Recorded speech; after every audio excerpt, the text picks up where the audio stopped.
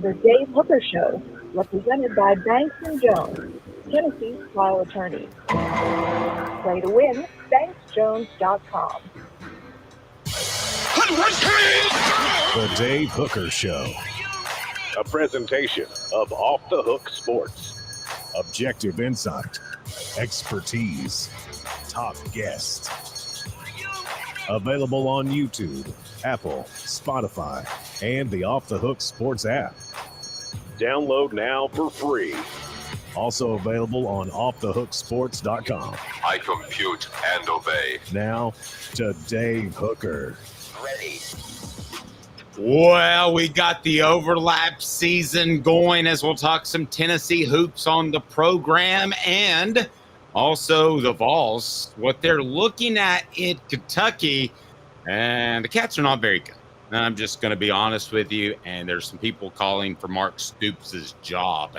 So we've got a lot going on the program. Jacob Warren, our Monday guest, brought to you by Peak IV Hydration, as we are off and rolling jam-packed for the next 2 hours. I hope you had a fantastic Friday without us. Maybe you watched some of the clips. We appreciate that.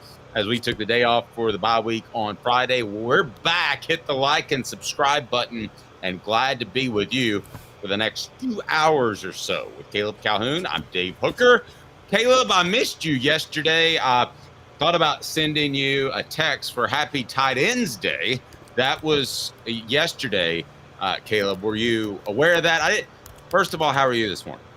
I'm good. I thought you were going to say, instead of tight ends, you were saying Titans, and I'm like, oh, not a happy day for my Titans. Did you know my Titans lead the NFL in fewest yards allowed per game, and we're 1-6? I was going to send you, send you a notice. You and Jacob, who's on the program today, Jacob Warren, former Vol tight end. I was going to send you a notice. Just a Happy Tight Ends Day, but I know you're more of a boob guy, so I decided not to. Oh my gosh! Wow, you went there. That one up for over 24 hours. Leave it to a hooker to think about the difference. You wonder what I think about in my time off. All right, welcome That's on because board. He's a Cowboy fan, guys. And did y'all see Trayvon Diggs last night in an interview? Yeah, did they play last night? Yeah, Cowboys lose, and for those who don't know, Trayvon Diggs is walking out, and he goes, "You can question these nuts." That's what he said, walking to the locker room. I'm fighting a cold a little bit. And I knew the Cowboys were awful or are awful, so I just sat that one out. All right, hit that like and subscribe button. Give us a thumbs up. We greatly appreciate that. Let's go ahead and set up the poll question, as it will lead into topic number 1. The poll question brought to you by who represents us, Banks & Jones, Tennessee's trial attorney, banksandjones.com. What is our poll question, as it will lead us into the top topic? I believe Tennessee will get in the college football playoff with the 10-2 record. And do you agree? And it's yes, they have to, and no, the Vols don't get the benefit of the doubt. 55% says yes, they have to. 45% say no, they don't get the benefit of the doubt. Man, this is where that battered Vol syndrome comes into effect. Let's go ahead and get into it. It is 4 Downs, and it's brought to you by Banks & Jones, Tennessee's trial attorney, banksandjones.com. 4 Downs. 4 questions. 4 answers. The Dave Hooker Show. 4 Downs. A presentation of offthehooksports.com. All right, so Tennessee, by all indications, should go 10-2. They are favorites against Kentucky this week. We'll get more into that as the week goes on, as the line settles. They'll be favorites against everybody they play for the remainder of the season, except for Georgia. Yet, Caleb, right now, Tennessee looks to be on the bubble of making the college football playoff. So vote on our poll question. If Tennessee's 10-2, do they make the college football playoff? Heather Dinich, who we've mentioned before, said earlier in the season that 11-1 for Tennessee is a lock to make it. 10-2 is not.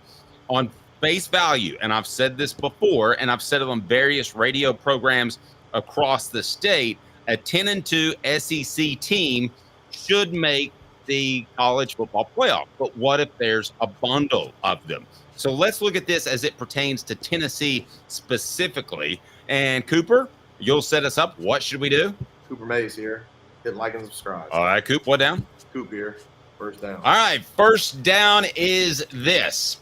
Have the Vols lost their flair without Josh Heupel's offensive firepower? Caleb?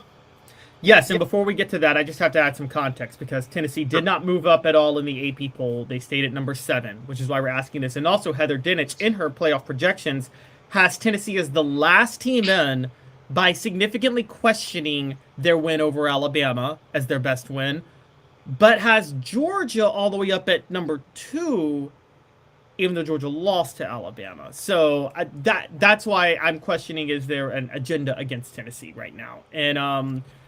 And so the question, have the Vols lost their flair because of their lack of offense? And I'm going to say yes.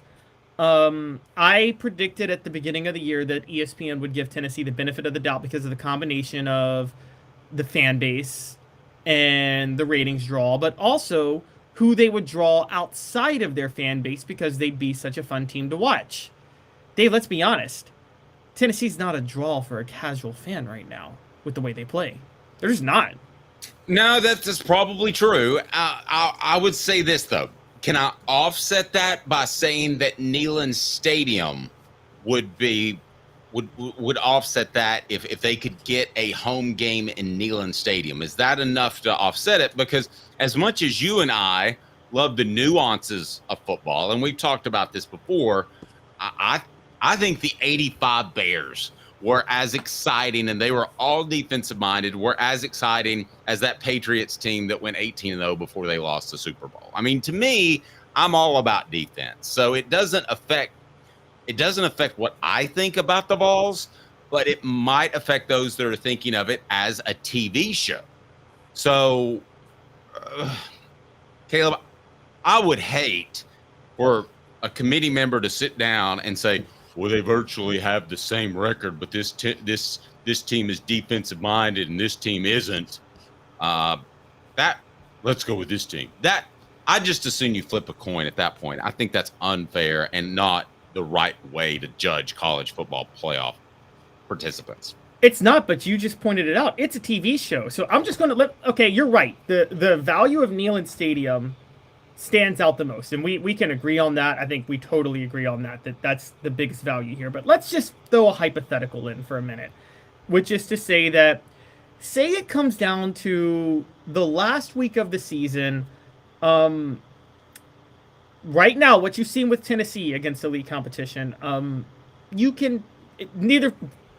side's going to be playing a home game because they're fighting for that 12th seed, that last spot, or that 11th seed. You know what I mean? So It's clear as day. You can't skew it for them to get a home game. It's so clear they don't deserve one. Say it comes down to that. And it's Tennessee or maybe an Ole Miss. As much as Tennessee has a better fan base, don't you think at this point, given how offensive-oriented Ole Miss is, that they'd be better for the TV show? Yeah, well, but they're looking a little defensive-oriented as well. I don't think they're going to go as far or be as elite as Tennessee is defensively. Okay, what about Clemson? Ugh. So, yeah, then you get to other conferences, and I think that's where it gets interesting. David Michael says Tennessee's offense has to blow up on Kentucky this week, and it has to. Give me a little bit more context in that. Has to in that Kentucky's horrible, or has to get them in the college football playoff? I'm not sure I completely follow. What down is next, Coop? Oh, what down is next, Coop? Cooper Mays here. Second down. All right, thank you, Coop. Second down is this.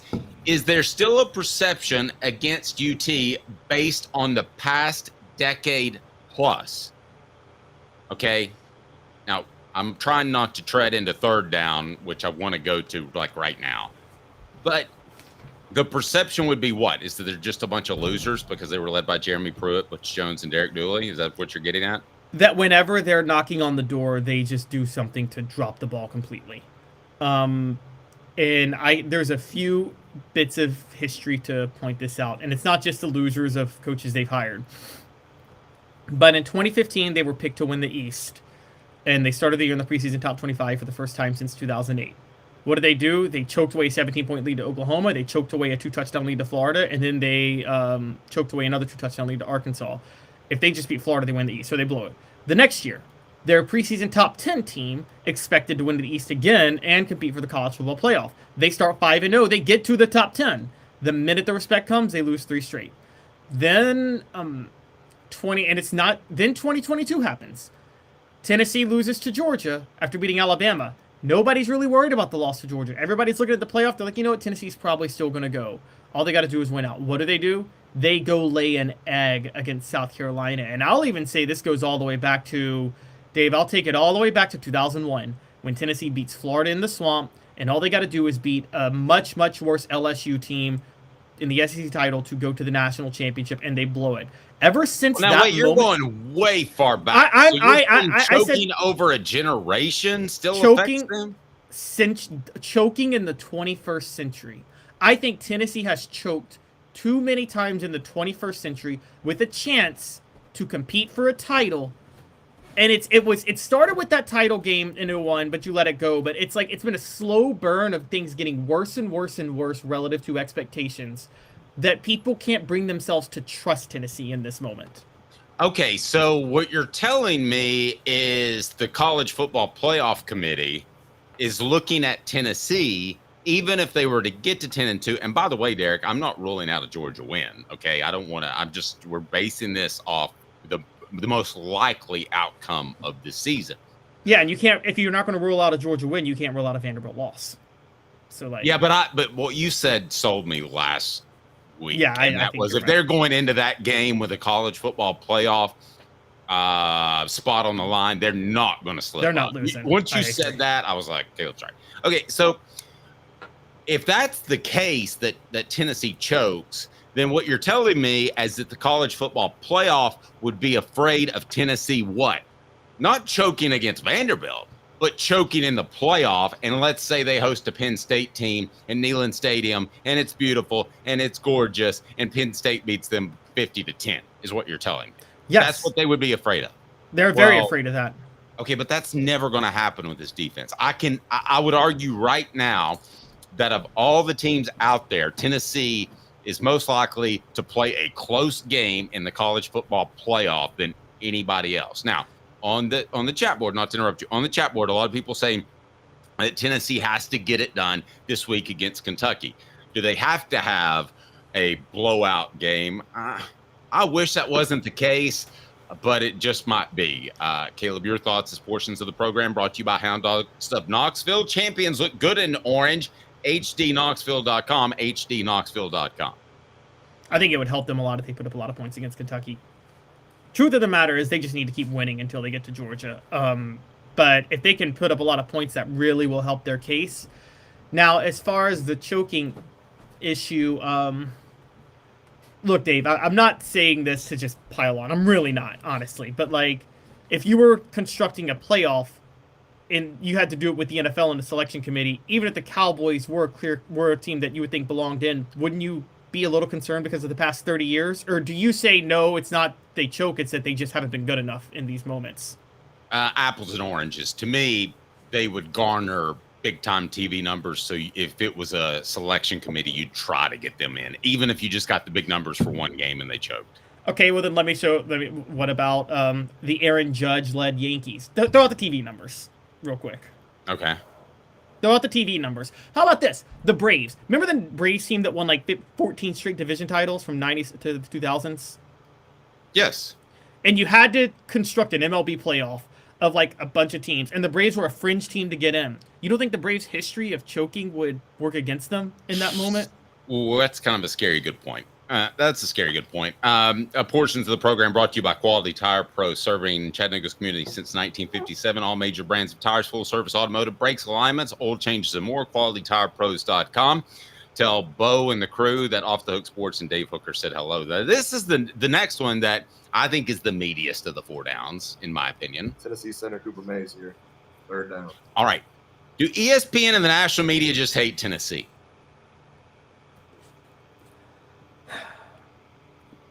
No.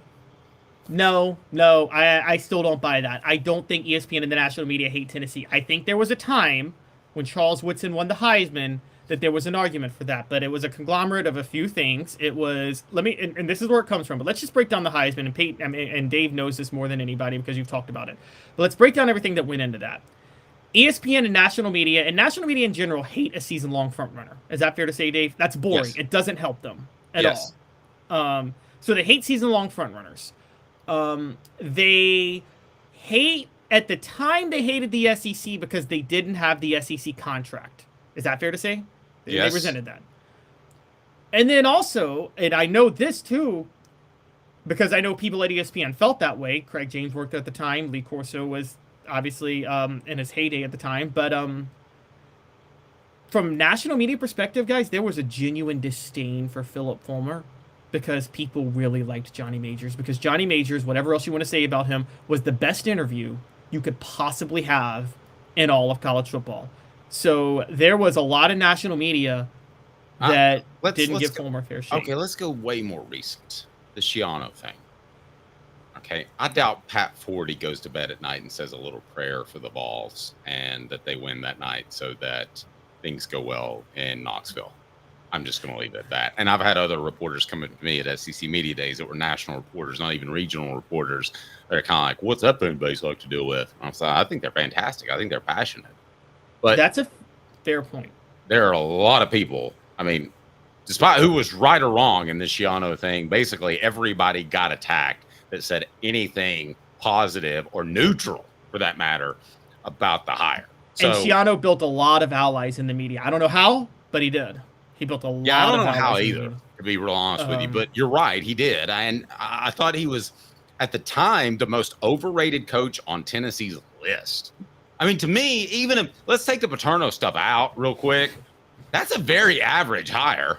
He lost by 39 points to Butch Jones at Cincinnati his last year at Rutgers. I mean, that was the most boring. The only thing that made that hire exciting was the Paterno ties. Well, here's what I think people, and I'll be honest, I called it like 9 months in advance, and again, it's one of the best calls I ever made.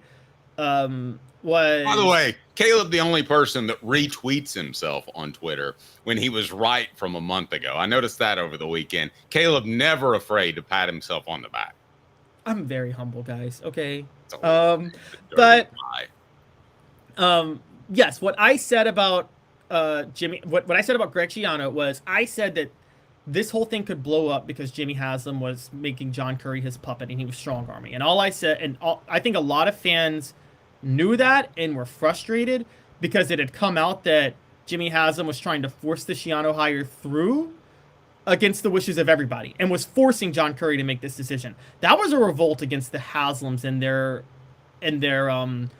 feudal lordship over Tennessee more than it was a revolt against Schiano. Feudal lordship. Fourth down, and I'm going to have to call Caleb out, even though I love him. The show, represented by Banks & Jones, Tennessee's trial attorney, they bring you fourth down. Well, it's because they're Tennessee's trial attorney. You can play to win with Banks & Jones because they'll go to trial. You've heard of other lawyers. They say they'll go to trial and fight for you. They won't. They just want to settle. That's the easiest way out. Well, that's not Banks & Jones, led by T. Scott Jones. They won't settle. They'll go to trial for you. Tennessee's trial attorney. They play to win. Truly, Tennessee's trial attorney when it comes to criminal defense or personal injury. Why settle? Banks & Jones, T. Scott Jones, banksandjones.com. All SEC Center Cooper Mays here, fourth down. All right, I'm going to give you the floor because I think this is crazy and conspiracy theory, and I'm just going to shut it down with a big H to the E double hockey sticks. No. Is there a conspiracy against Tennessee over the NIL lawsuit that they won and made the NCAA look stupid? 10-second answer from Dave is no. I think they were backed by the SEC. I think the NCAA was in power. They wanted to usurp the power. So if anything, I think this would help Tennessee. But make your argument if you wish, sir. This is one of those where the people that in power are fighting each other. So I'm just going to give you a quick rundown, guys. For those of you who know, I'm a historian. I've covered political news for a long time, and one of the things that's interesting about political news is that most politicians serve their donors, not the people, and there's a bunch of billionaire donors that contribute.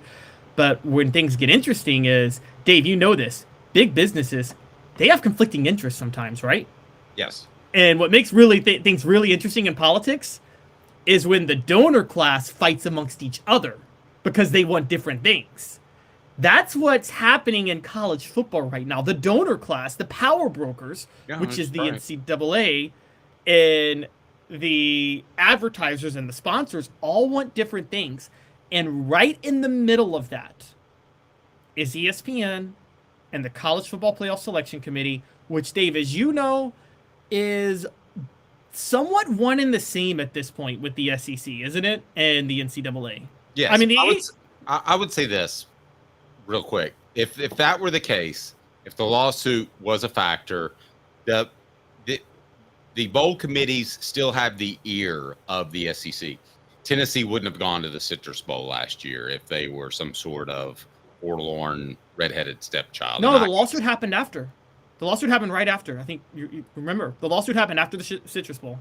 They dropped that investigation in February, and Tennessee declared open war on the NCAA. Yeah, you're right. Okay, I just don't think that happens. I just don't think they're held.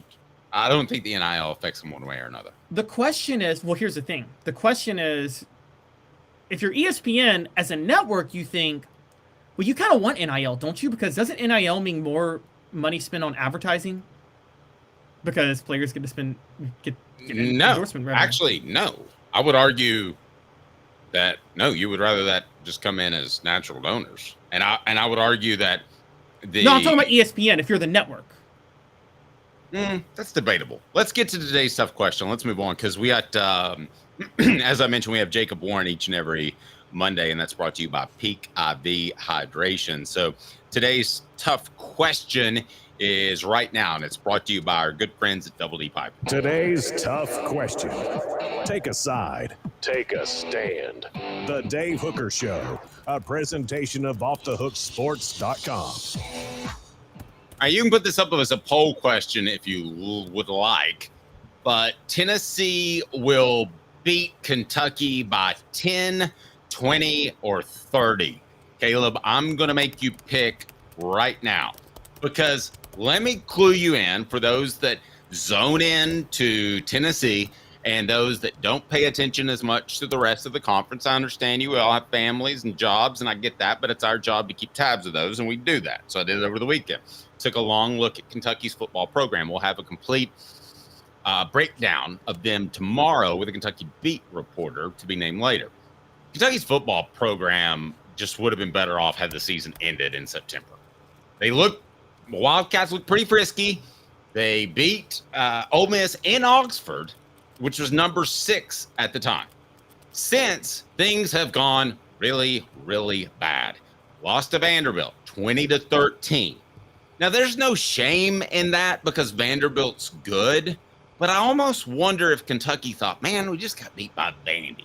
So we're mailing this puppy in.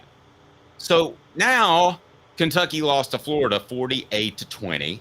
That's a program that doesn't know who its head coach is going to be or its athletic director is going to be next. The Gators are 4-3, 2-2 in the SEC. The Cats lost to Auburn 24-10 in Lexington on Saturday. Now listen, both of those programs are reeling, right, Caleb? So there's nothing embarrassing to lose to Auburn 24-23. Okay, because both programs are hurting. But for it to not even be a game, Auburn's 3-5. That was their first SEC win. They were 0-4 before going to the Commonwealth. The Wildcats have had serious issues on offense, as evident by they haven't scored 20 points in an SEC game this season. Tennessee hasn't given up 20 points. Kentucky is now shuffling quarterbacks, as Brock Vandegrift is not Vandegood at all. So they've gone to Gavin Wimsatt.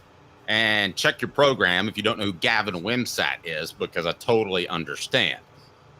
But it doesn't really matter what they're doing at quarterback because they're horrible on the offensive line. Kentucky is 13th in the SEC in sacks allowed, giving up 2.5 sacks per game.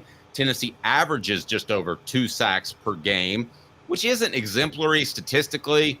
That's just 15th in the SEC. However, it's a bit misleading. The Vols have right at 8.5 tackles for a loss per game. So I ask you, Caleb Calhoun, Tennessee will thump Kentucky by 10, 20, or 30. Now, they've had an off week to prepare as well. I'm willing to go 30, believe it or not. And because there's actually a real key reason for why Tennessee could thump Kentucky even more. Did you see how easily Auburn ran the ball on them over the weekend? Yes. That was embarrassing.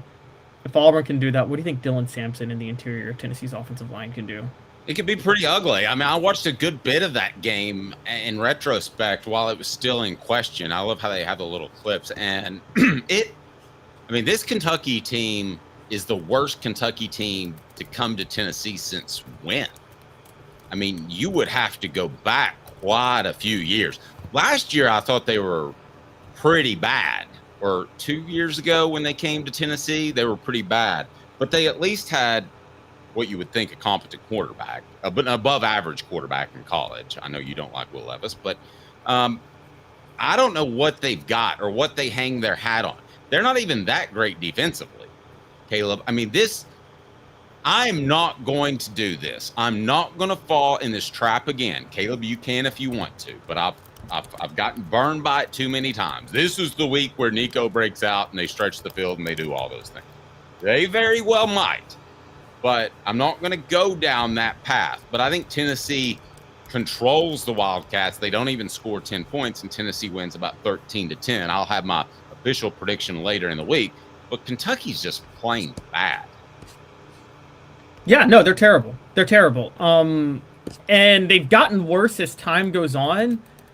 And, you brought up that Ole Miss game a while back. It's hard for me to see this being Nico's breakout game because whatever issues Kentucky has, I will say they actually don't have the worst pass defense. But who throws against them? Yeah. You don't have to. I mean. Well, that was Ole Miss's problem. Mm-hmm. Was Lane Kiffin was airing it out a little too much. If you keep it on the ground, I mean, it's ugly what happens to them. And you're right, they have a horrible offensive line. And so, I honestly, it's hard for me to see any way they do win this game. I mean, I can go back earlier in the year, Dave, before anybody we're talking about now. We can go back and look at South Carolina, where they really didn't even have to do that much offensively. I think they had like 272 yards of total offense, but they sacked Kentucky like 18,000 times in that game. Literally, that's not an exaggeration. Caleb has the stat pulled up. It's 18,000 times. 18,732 to be exact. You know what the potato farmer said? What did he say? It's an awful lot of sacks. Potato sack. I could have done something far dirtier, but I didn't. We're talking about tight ends and sacks today. Sorry. Okay, go ahead. Dave started it, by the way. It's interesting on why Kentucky's rush defense has gotten so bad, particularly the last 2 weeks. It's basically been a problem since the bye week. And what's being brought up recently is so they beat Ole Miss, they hit their bye. They come off to face Vanderbilt at home. For those who don't know, I picked Kentucky in that game because I'm like, Kentucky's better. They're at home. They're off a bye, and they're obviously going to take Vanderbilt seriously since Vanderbilt just beat Alabama. Nope. I was dead wrong on that. Maybe I wasn't, though, Dave. Was I wrong? Maybe they did take Alabama. Maybe they did take Vanderbilt seriously, and maybe they did. Maybe they did take Vanderbilt seriously, and maybe they were rested, but they just weren't good enough. No, that's clearly what it is. But I think that they took that mentally as a loss to Vanderbilt, where a loss to Vanderbilt is not what it used to be. Today's Tough Question brought to you by Double D Piping.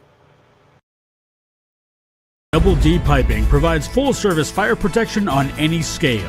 From residential homes to government facilities, we can assist any customer through design, fabrication, installation, inspection, and demonstration of fire suppression systems. With 30 years of service across 5 states and a full staff with over 40 years experience, our quality can't be beaten. Don't get caught watching what you could have prevented. Call Double D Piping, the absolute best in fire prevention. All right, so our poll question is what, Caleb? Where do most people stand as to the Kentucky game early in the week, if I may say so?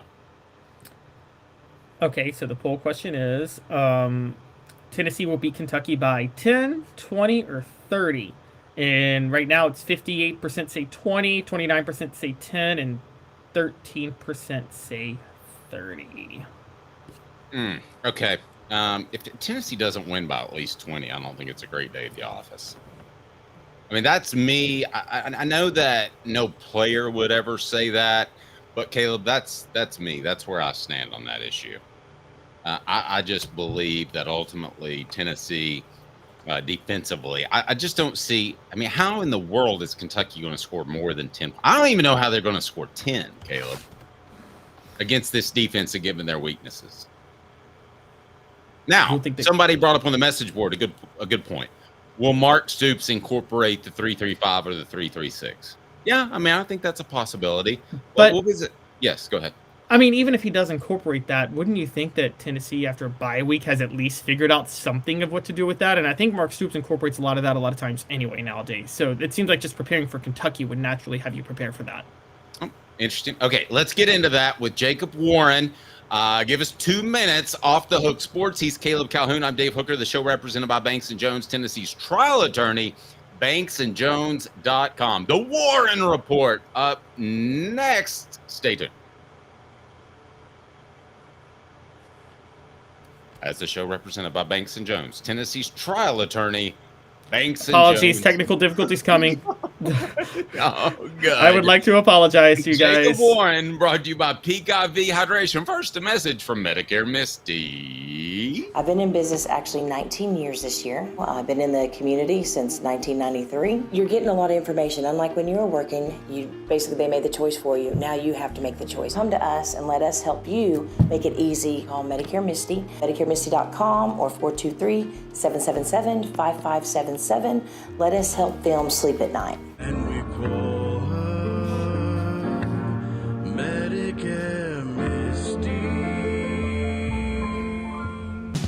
Now in its 45th year, the second and third generations continue Joe Neubert's commitment. His vision of what this business needed to be, we still try to live up to that. Joe Neubert Collision Center. Are you ready to get strong? At NFC, we offer top-notch weight training and functional fitness, so you can build strength and improve your performance. Join today at NFC1.com or stop by any one of our 7 East Tennessee locations. When the lights turn on and the game begins, you need a team you can rely on. Varner Ford in Clinton's strong lineup of vehicles is crafted with the same dedication and hard work that drives our community. Experience quality and value in this pre-owned 2024 Ford Maverick XLT all-wheel drive, $31,990. 23 Ford Expedition 4x4 Limited, $66,590. 2023 Ford F-150 XLT Super Crew 4x4, $47,995. Local you trust, pre-owned vehicles you can afford. Varner Ford, built for the game. Why Banks & Jones? Well, it's because they're Tennessee's trial attorney. You can play to win with Banks & Jones because they'll go to trial. You've heard of other lawyers. They say they'll go to trial and fight for you. They won't. They just want to settle. That's the easiest way out. Well, that's not Banks & Jones, led by T. Scott Jones. They won't settle. They'll go to trial for you. Tennessee's trial attorney. They play to win. Truly, Tennessee's trial attorney when it comes to criminal defense or personal injury. Why settle? It's Banks & Jones. T. Scott Jones. BanksandJones.com. What's up, everybody? This is Jacob Warren asking you to like, subscribe, and share. Dave needs this. The Dave Hooker Show, represented by Banks & Jones, Tennessee's trial attorney. Play to win, BanksJones.com. Who's this guy? Hello, wizard. The Dave Hooker Show, a presentation of Off the Hook Sports, what? YouTube, Apple, Spotify, and the free Off the Hook Sports app. Back to Dave Hooker. Let's go ahead and bring the man in here, Jacob Warren. We love him. Jacob Warren, former Vol, nice enough to join us. Jacob, how are you, sir?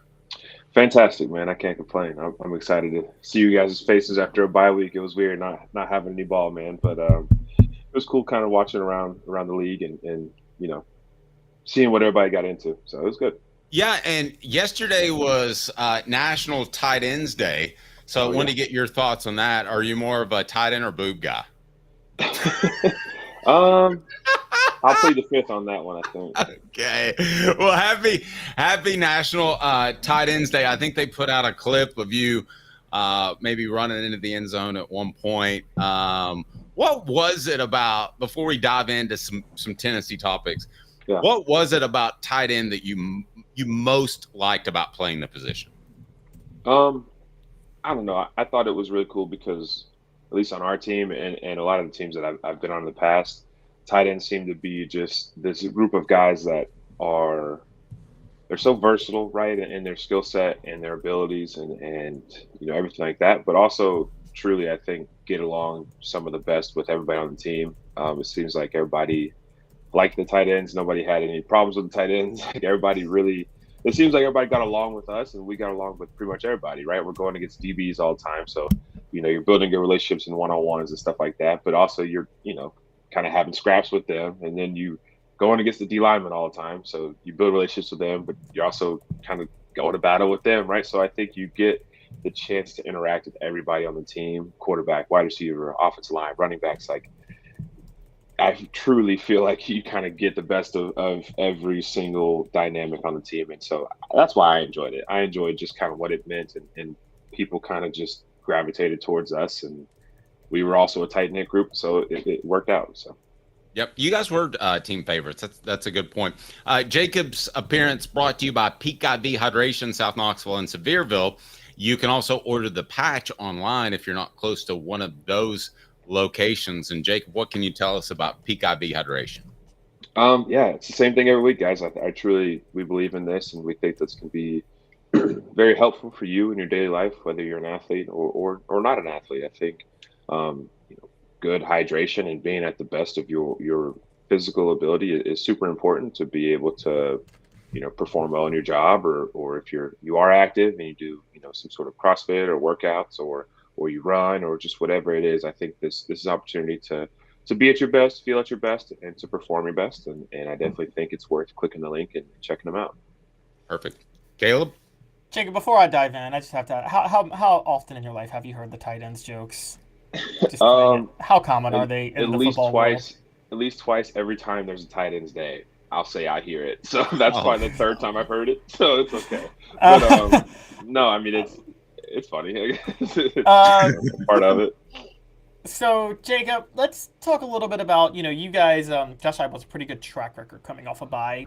Arkansas notwithstanding this year. But could you talk a little bit about what the success is from you guys coming off a bye? Do you guys actually spend extra time working on your next opponent, or is it more just about getting healthy, getting right mentally, kind of clearing your mind, I guess, Zen-like approach to things? So there's a lot of mental work that goes into a bye week, right? And I think there's for sure a lot of physical work, and any coach will tell you this. You definitely have to go early on in that week and get some good work in, just because you can't go a week without hitting somebody, without working your hand strikes or your hand placement or your footwork. You can't go a full week without all those fundamentals that help you get through a season, help you get through a game, all these other things. So there's for sure a lot of a lot of physical work that goes into it. But for me, always, man, bye weeks were a time to just reset mentally, as far as truly just how stressful and how busy and how go, the season is and how it gets, especially with, the playoff contention and all this other stuff. There's just a lot of pressure and just a lot of stress around this environment right now. So bye week just allows guys to kind of step away for a little bit and relax their mind, but also allows you to, go into that game next week thinking, man, like, I feel like I've already seen this 30 times already. And you probably have, right? And I think that's an advantage coming off a bye week, that people talk about, how big of a deal it is when guys come off bye weeks and play Tennessee, right? Everybody's, they've been preparing for 2 weeks. Like, that's real, right? And so it's nice to have one of those weeks and be able to be the team that feels more prepared, or almost like you've seen this stuff in your sleep. A couple of things that I think or just natural benefits of the bye week, no matter who's coming up or what's happened, is you get healthier. And we were pretty critical of Lance Hurd at times for his struggles. And I almost look back and maybe I was unfair with him because he was just coming off of an injury, and an ankle sprain with a big guy is a big deal. How much more mobile and comfortable do you think he can be with an off week of healing? Yeah, and that's another huge aspect of all this is you never know, right? I think I appreciate that, we're mentioning it, right? But you never know what a guy's going through. You never know how he feels physically, right? There could be an extreme amount of physical toughness that he's displaying that nobody gets. They just see it as he's slow off the line or it is what it, this or that or whatever. But especially for those big guys, man, like they're 320, 330, over 300 pounds. You're putting a lot of force on that ankle, asking that ankle to do a lot of stuff, especially the kick slides and redirections and weight bearing whenever you're loading. You get a bull rush or something like that's a big ask. And so I think, for sure, having a big week like this to be able to just rest, recover, get treatment. The training staff at Tennessee is phenomenal as far as, recovery, making things feel better and just getting you back out on the field as quickly as possible. So a guy like Lance, I think 100% will come out hopefully looking better, feeling like, okay, I'm ready to kind of gear up and display that physical toughness that I was talking about earlier. Is it dangerous where, while I know you want to get, use the bye week to get right, to get mentally right, to maybe kind of, fix some things and clear out some mental blocks and things like that, is it dangerous where to a point that you can get a little complacent because of the off week and then you maybe let things kind of slip away if you're not careful? Yeah, you can't let things slip through the cracks, right? I was hanging out with some of my guys this weekend and they were outside running the hill, outside the house we were staying at, just because they know it's important. They know you have to continue to be a football player while kind of enjoying your time off. And I know you're not necessarily talking about conditioning, but just, that's a perfect example, right? Whether you're taking a break, going up to the mountains or going to a family's house or something, like making sure you're taking your playbook and you're studying your installs, you're running a little bit. I think that's how you avoid that situation of complacency, is just understanding how important and how urgent it really is. It's not like you have that long, right? You don't have a huge break, so you can't really relax too much. But for sure, I think the complacency piece is big, and I see people lose a lot of games that way.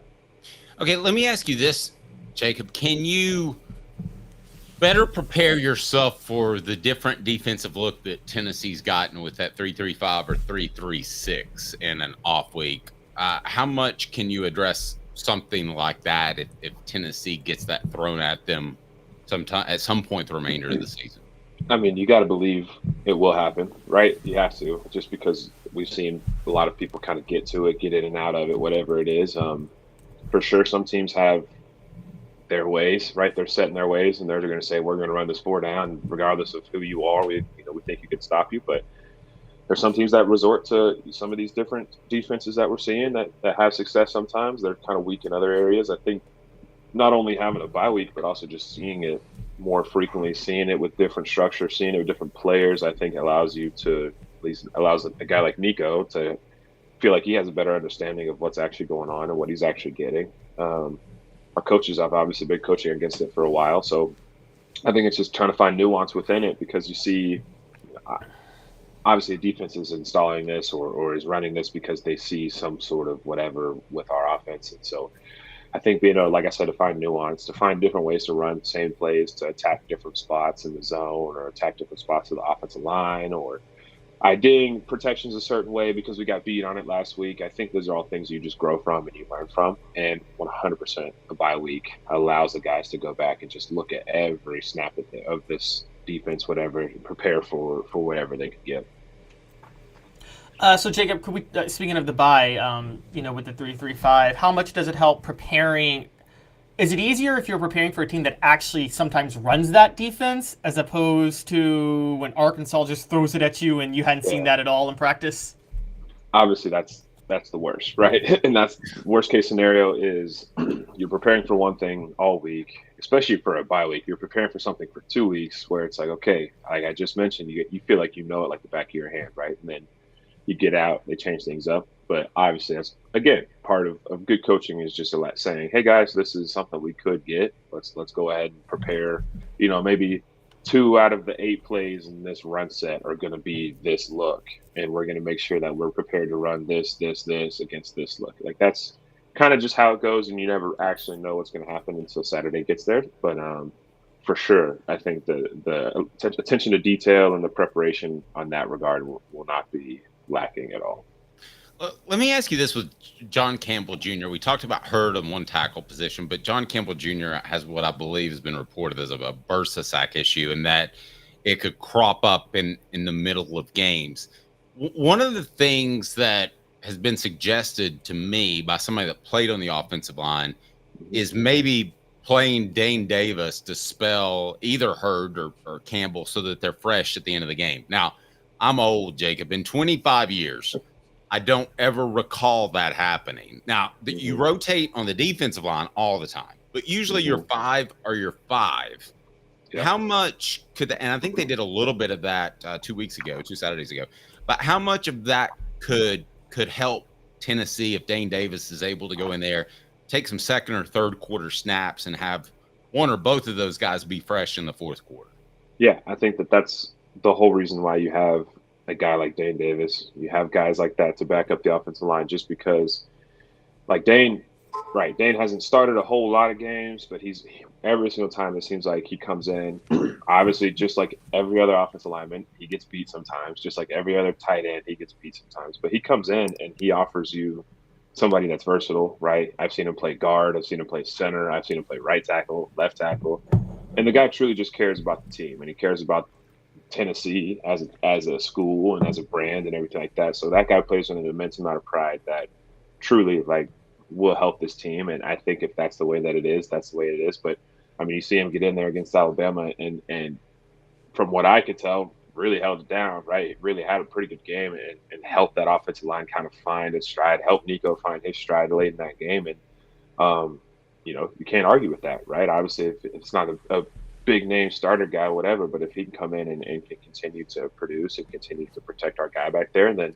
100%, I think he should. That's a great weapon, and that's great for him to be in there to kind of give those guys a little bit of a breather, if that's what it is, or maybe if a knee or something or an ankle is just feeling not right, maybe give him some time to kind of get it back. But I for sure think you got a good option in Dane Davis.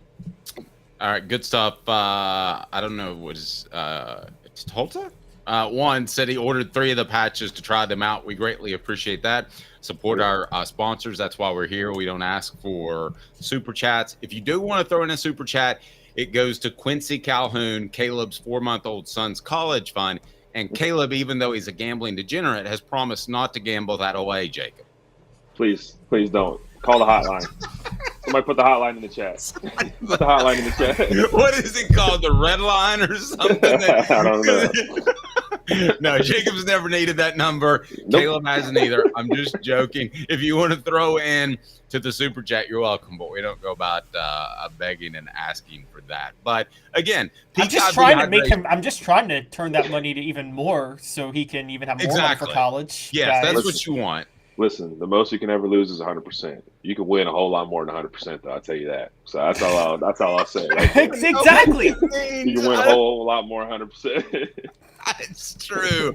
All right. So tell us again about Peak IV hydration. Somebody ordered the patch. I didn't use the hydration patch, but I used the energy patch, and I felt great that day. And I'm planning on stopping by and getting more. Yeah, I actually was just up in Gatlinburg this weekend. I went to Dollywood. It was pretty hot all day. Like something truly I wish I had. I literally thought about it. I was like, wow, I wish I had one of those patches right now. I just didn't have any. But just stuff like that, man. If anytime you're just out, if you're going to be outside all day or just walking around all day, it's good to kind of keep those handy. And truly, like I've used them personally in my life. I know Dave says he used the energy patches. I prefer just a coffee, but that's neither here nor there. But yeah, I love the hydration patches. I truly think they keep me going and supply the vitamins and the minerals and just all the things that you would be getting from He actually put the chat. He actually put the number in the chat. But no, truly, peak heavy hydration. That's awesome to see that somebody's gotten a couple of their patches. But I encourage everybody to go try them out. They're fantastic. All right, be good. You know, you're the man. And the one patch that they need, you talk about going to. I'm a big amusement park guy, so we've done every amusement park on the East Coast that you can imagine. Basically, we took a vacation to Ohio, for the love of goodness, to go to Kings Island. Kings Island, yeah. But you know what? Cedar Point? In Cedar Point, yeah. Yeah. But you know what you need? What they need? I'm gonna suggest this to our buddies down at Peak IV Hydration. They need the kids' knockout patch for the drive there. So, you know, save on the Benadryl, give them a knockout patch. They sleep in the car and then they're ready to go. So, yeah, CPS will love that. Yeah. Caleb will experience that sooner than Jacob, but you guys will know exactly what I'm talking about. I'm sure. I can imagine. Jacob, have a blessed day, man. We love you. I'll be in touch. Yeah. See y'all later. Thank you, buddy. Jacob Warren, former Vol, nice enough to join us. And his name's David. Titholta is a Pantheon serpent priest from a book read ages ago. Okay. All right. Well, thank you for ordering the patch. I think that the serpents will be your serpents will be well hydrated. What is serpent will be well hydrated, Caleb? But you sent that message to me on our little messenger. I didn't come up with that. I never said that. Dave is just lying on me consistently, guys. In case you haven't noticed, I may be somewhat inebriated on cold medicine as I'm playing hurt today, but I'm in and ready to go. All right, so let's go ahead and get to it. What do we got up next? We got our This Day in Tennessee Sports History. Is that right? Yeah, let's have a little fun. Let's do it. This Day in Tennessee Sports History. Hit it, Caleb. What do we got? 24 years ago today, Tennessee, at 3-3 and with a true freshman quarterback, went to number 17 ranked South Carolina at Williams-Brice Stadium and beat them 17-14. Casey Clausen led a game-winning drive late in the fourth quarter with multiple third down conversions that chewed up pretty much the whole fourth quarter clock and ended with a Travis Henry touchdown run. It was the game that got Tennessee back over 500 and kind of helped them en route to a 6-game winning streak to close out the season that started once they switched to Casey Clausen at quarterback. Yeah, let me ask you this. So, why was Tennessee 3-3? Do you remember? They were 2-3, actually. 2-3. And then they they were 3-3 going into that game. They had beaten Alabama, but they started 2-3. They had lost to Florida with the Jabbar Gaffney catch non-catch. Right. Which I point to the AJ Suggs pick six. That's still the worst pick six in the history of pick sixes. Bad. Yeah. It was at the 1 yard line. Yeah. They then 2 weeks later went and lost to LSU, who had lost to UAB the week before, but then switched quarterbacks and went to Rohan Davey.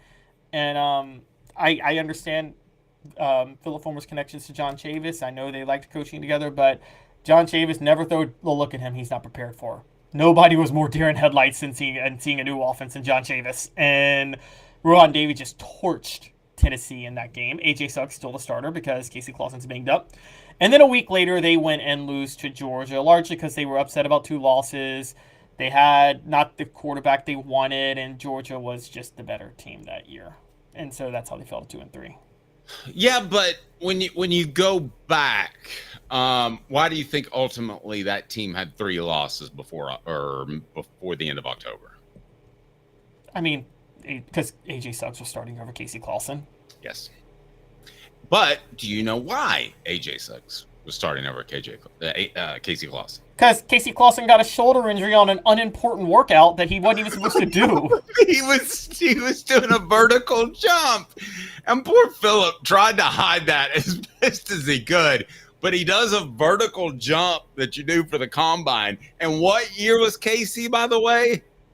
A true freshman. Yes. So why is he even thinking about the combine? And they don't ask you to do 40s as a quarterback. And it was just crazy time. And I remember digging to the bottom of that, of how he got hurt, because really it would have been worse. Well, it's more embarrassing the way he did it, but it would have been worse if it was just tendonitis, natural throwing soreness, right? Because that could crop up later in his career. As it turned out, He was jumping up to set the new vertical jump record for University of Tennessee quarterbacks, which I don't know what that record is, and nobody else does either, because it makes no sense. We're going to talk some Tennessee basketball. Caleb is high on these Vols. Also, before the end of the program, we will discuss a couple more things as it pertains to football. Actually, quite a lot. SEC power rankings, how the weekend affected the Vols. Mike Elko, you guys, you need to watch out for him. He's the next great coach. Caleb and I were ahead of the curve. We told you, and I know he had the first week loss, but aside from that, that's the closest thing you've got to your next elite coach, if it's not Josh Heupel, which it may well be. And we'll look back over the weekend. But I think the weekend helped the Vols. We'll discuss why. Stat of the day as well. Some Tennessee hoops next. Hit that like and subscribe button. Take part, and we want to see you in the chat board as we'll get to those comments in just 2 minutes. This is a presentation of Off the Hook Sports, the show represented by Banks & Jones, Tennessee's trial attorney, banksandjones.com. Sports Treasures in North Knoxville is one of the South's largest sports cards and memorabilia dealers, featuring over 10 million sports cards from vintage to modern. Sports Treasures carries a full line of hobby boxes, singles, autographed memorabilia, Tennessee Vol collectibles, fan cave decorations, and so much more. See a museum full of collectibles at Sports Treasures, 4819 North Broadway in Fountain City, and Sports Treasures on Facebook. Sports Treasures, where the real sports fan goes to shop. Community banking is about location and much more. It's about family. We reside in your community. We are a part of your community. At Commercial Bank, our commitment extends beyond the walls of our branches. It's displayed each day in the opportunities we provide, the money we give back, and the time we commit, all to help improve the lives of the people, families, and businesses that make our communities great. Commercial Bank, life made better. With our brand new location on Emory Road, Eye Care Optical is bringing East Tennessee's best eye care to your neighborhood. Doctors Johnston and Combs offer unmatched expertise and care without a trip to Knoxville. Eye Care Optical, now in Powell. Are you ready to get strong? At NFC, we offer top-notch weight training and functional fitness, so you can build strength and improve your performance. Join today at NFC1.com or stop by any one of our 7 East Tennessee locations. When the lights turn on and the game begins, you need a team you can rely on. Varner Ford and Clinton's strong lineup of vehicles is crafted with the same dedication and hard work that drives our community. Step up your game in this 2024 F-150 4x4 Super Crew STX, $46,994. 24 Ford Expedition XLT, $59,978. 24 F-250 Crew Cab 4x4 STX, $57,888. Local you trust, performance you can afford. Varner Ford, built for the game. The Dave Hooker Show, represented by Banks & Jones, Tennessee's trial attorney. Play to win, banksjones.com. You're listening to The Dave Hooker Show, a presentation of offthehooksports.com. The internet is full of pictures of each and every one of you.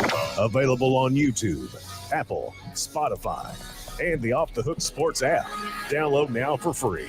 Is there nothing you people can't do? Also available on offthehooksports.com. Welcome back to the program. Check this out. Look at this. Dylan Sampson autographed mini helmet that we'll be giving away on Halloween. Whoa. So you have to go ahead and sign up now.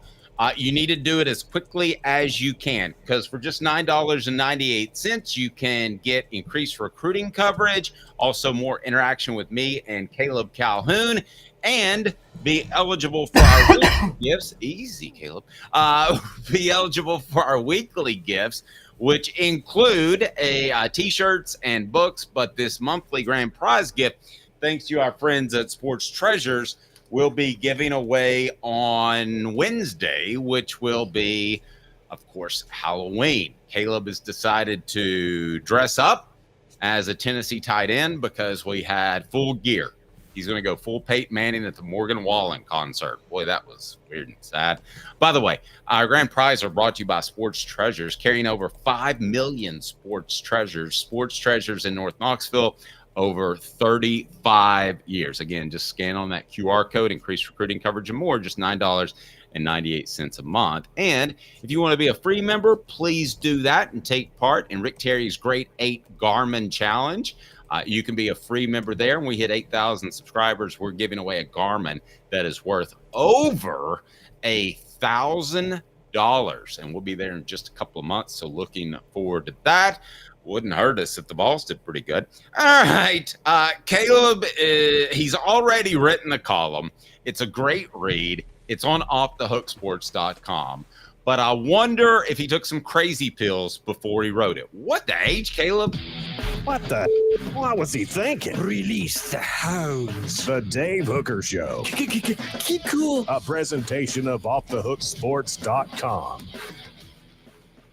All right, what the H? Today brought to you by Medicare Misty. Caleb, give us your take on a Tennessee basketball team that played an exhibition against Indiana on Sunday. So what do you think of the Vols after being able to see them play? I don't know the definition of exhibition games, but it's a game. I mean, I don't know what all you draw away from that, how much game planning goes into it, but I guess I'm just asking you more along the lines of personnel and talent, what you think of this crew.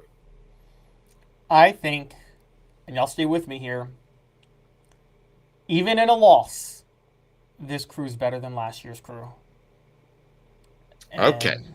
Now, you say that. That's crazy. Knowing that Dalton Connect is lighting it up as far as a true rookie can do in the NBA. You think this team can be better than last year's team without Dalton Connect? Yes, so let's talk about what happened yesterday. Because it looked like a Rick Barnes coach team pre-Dalton Connect. And I understand where people are coming from with that. And what's a Rick Barnes coach team pre-Dalton Connect, Dave? The defense is always there, and they're annoyingly, insanely streaky on offense. Is that fair to say? Yes, and they're streaky because I want to take it a step further. They don't have an answer offensively. If you want to take the Princetons, for instance, that run a lot of the back cuts and those sorts of things, they may go through a slow streak of scoring, but you know that they're going to start scoring more points. If you have a superstar like Dalton Connect, which I didn't think Rick Barnes was going to be willing to do this last year, but he did. Kudos to him. He would say, we're going to run some ISO ball because we've got one of the best scorers in the nation, and here we go. And he finished number 2 in the nation to Zach Edey, who is a freak of nature and won 2-time college football or college basketball player of the year. So Dalton Connect would have been the college basketball player of the year last year. So again, I can't overstate how important I thought he was in those sorts of moments when Tennessee had to have a point. But how do they manufacture points if they get in a slow streak now? Well, and here's where we get to the debate. You're right. And the problem with Tennessee in the past with Rick Barnes, when they don't have an answer, that's why with Rick Barnes' slow streaks, it's not like a 2 or 3 minute scoring drought. It becomes like a 10-minute scoring drought. So a 27-point lead could evaporate for Tennessee back in the day because they wouldn't score. I do think it's different this time. And I think it's more like last year's team. And the reason I think they'll be better, let me point this out. Tennessee shot, again, we'll talk the streakiness. They shot 8 of 35 from 3, which is abysmal yesterday, below 24%. Now, you would come to me and say, well, that's proof. They were streaky, they had an off day shooting, and they lost. That's how you would frame it to me, right? Mm-hmm. Okay. They managed 62 points yesterday, despite shooting that badly from 3. That is very reflective of last year's team.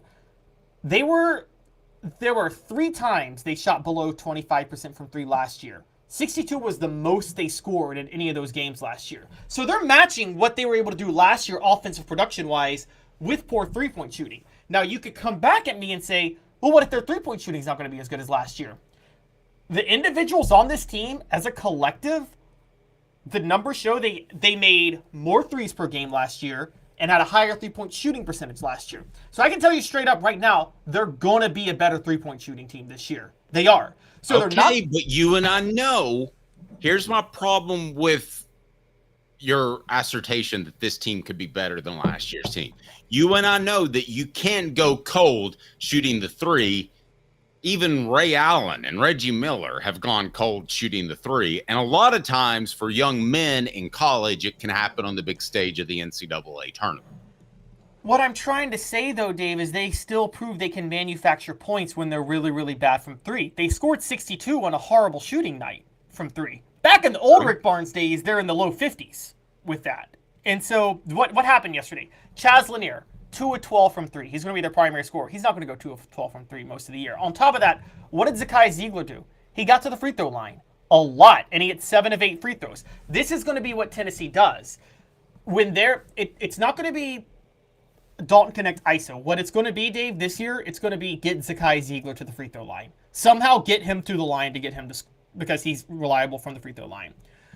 Now, one of the big things that held them back yesterday, that's also not going to be a thing, Darling Stone Dubar, who as a profile is built like Dalton Connect. You may not think he's as good. I'm not saying he will be as good, but that's who Rick Barnes got to replace Dalton Connect. A wing who shoots roughly 40% from three, who's like 6'8".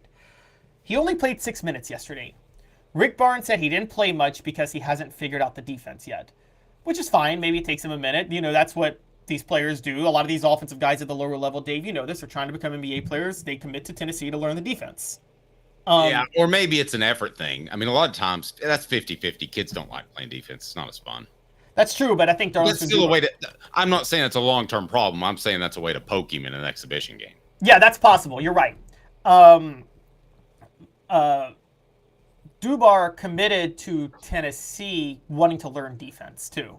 And so Rick Barnes could be, you're right, could be poking him, doing whatever. I don't think Rick Barnes is going to keep Darling Stone Dubar on the bench for 6 minutes a game and only play him 6 minutes a game throughout the year because he hasn't picked up the defense. Do you think that, Dave? Do you think Barnes is that? Yeah, it's not going to happen. Unless he is just horrid. Like, unless he is Allen Houston defensively. That's a good. I mean, seriously, I mean, Allen Houston under Rick Barnes wouldn't have worked out.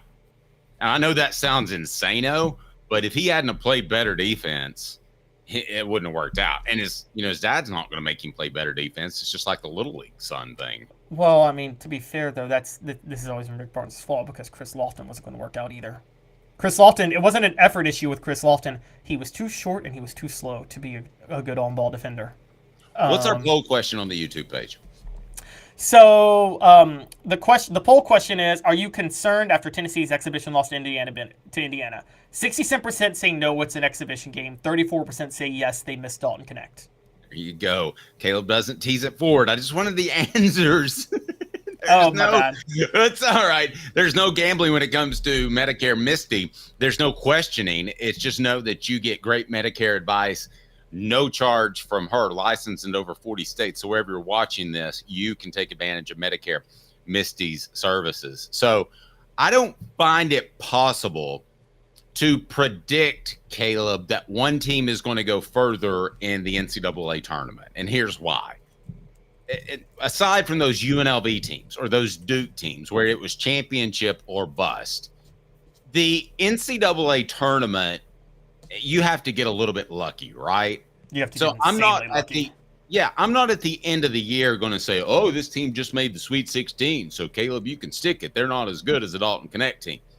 But I'm asking you, if the two teams matched up, and I realize you would have overlaps, Zakai Ziegler, but if we did a simulation and the two teams matched up, who do you really think would win? Brought to you by Medicare Misty.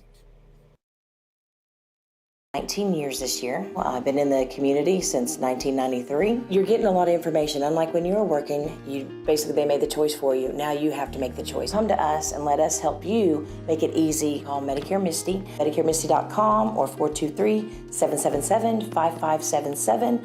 Let us help them sleep at night. And we call her Medicare Misty. Okay, total hypothetical. This team matures. This team grows into itself, much like last year's basketball team did. They meet on March the 1st in a simulation game that we might even do on a PlayStation 5 at some point. Who wins? This one.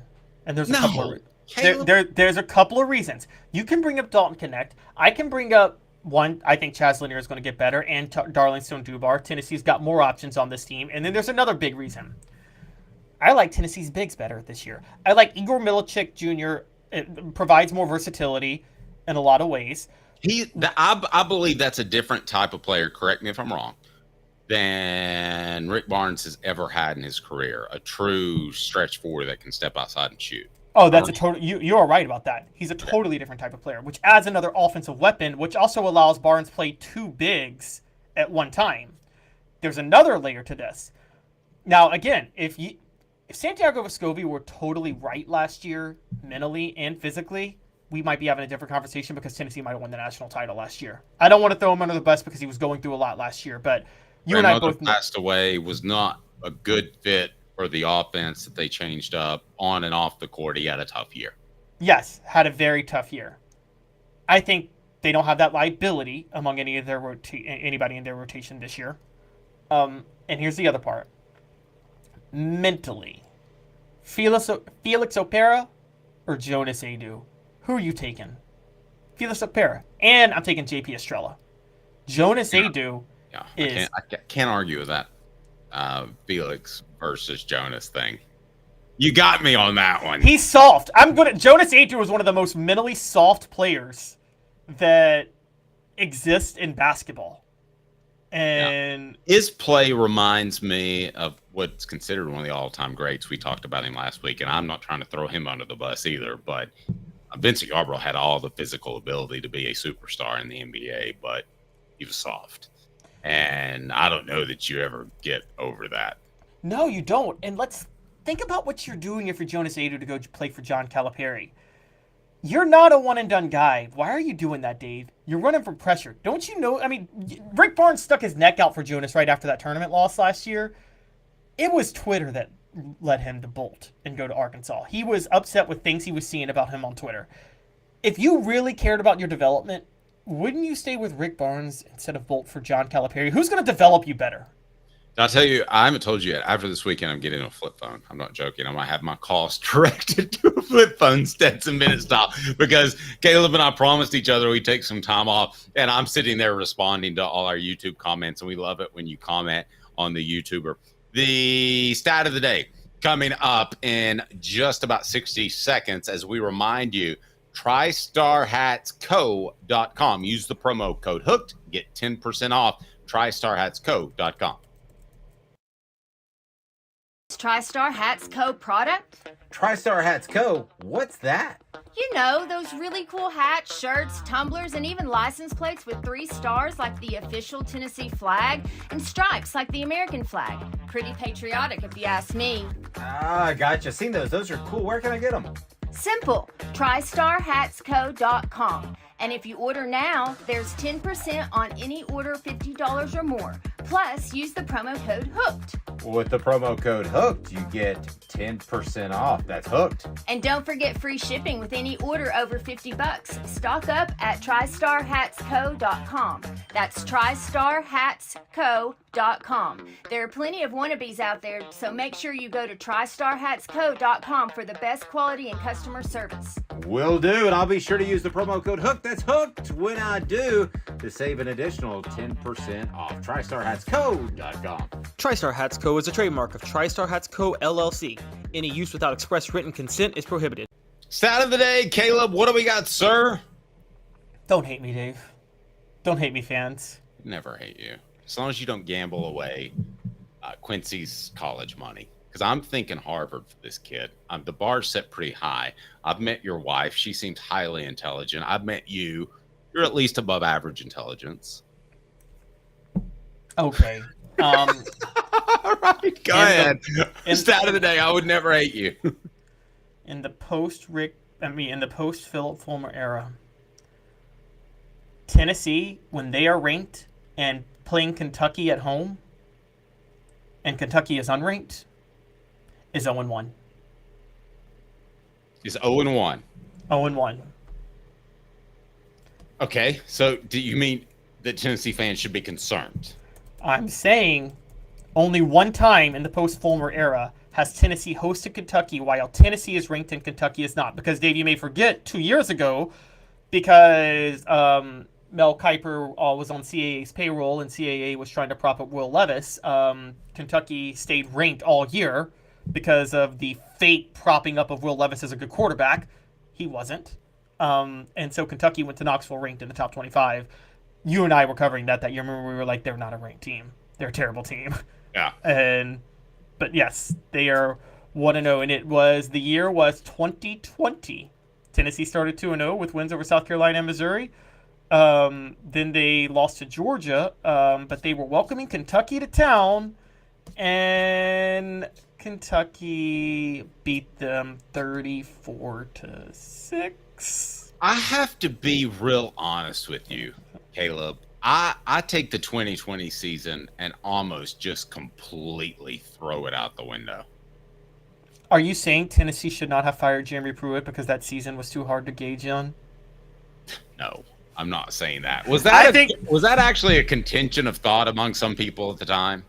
I mean, okay, given that, and if he wasn't paying players to an astoundingly open standpoint, would he still have been the head coach at Tennessee in 2021? Please tell me that's not the case. I think if it wasn't for the paying players, he would have been the head coach at Tennessee in 2021. Absolutely. I do. I think Tennessee had soured on Pruitt, but it was one of those where the hot seat was kind of was there, but there just wasn't enough to just straight up fire him in that moment. But it just got very easy because of the whole paying players, and they're like, yeah, let's just get rid of it. And also, look, I'm just going to say it wasn't just about Pruitt. There were people within Tennessee that wanted to clean house with everybody. Yeah, and that was probably the right move. Yeah. I don't think there's any arguing that. All right, let's get to Bank on It, brought to you by Commercial Bank. As there was football over the weekend, you may not have paid close attention, so we'll get to the power rankings and how the weekend affected the Vols. Let's do that right now. Bank on It, brought to you by our friends at Commercial Bank. Commercial Bank, member FDIC, life made better, cbtn.com, cbtn.com. All right, Caleb, some developments that I think improve Tennessee's chances to make the college football playoff. And I would start with this. It has become apparently obvious that the Cats have been declawed. I thought that the Cats would be a tough matchup for the Vols. Now, after what they did over the weekend and the fact they haven't scored more than 20 points all season, they lost to Auburn 24-10. I was wrong. That's not a tough matchup. I think that clearly is a strong indication that Tennessee can roll on Saturday. Yeah, no, I think so too. I think that's one of the biggest advantages for Tennessee, is that the Cats are just. I think they have. We debated last week which team has quit the most: Ole Miss, Oklahoma, Auburn, or Kentucky. Looks like Kentucky's quit more than the other three. Interestingly enough, which is wild to think about. But yeah, it is, because they're more based off high school recruiting. So you would think those guys would stick it out a little bit longer. I thought that was really surprising. I could see an Ole Miss team quitting.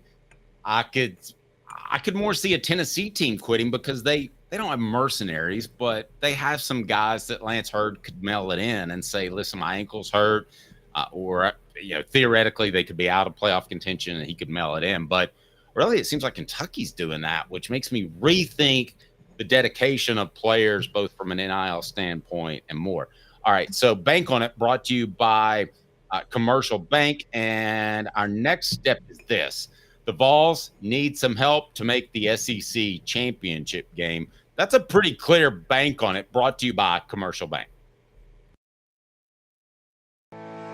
Commercial Bank is your neighborhood bank. What makes us different from other banks? We understand that every customer has unique opportunities, challenges, and financial concerns. We don't expect you to fit into the same box as the next person or business.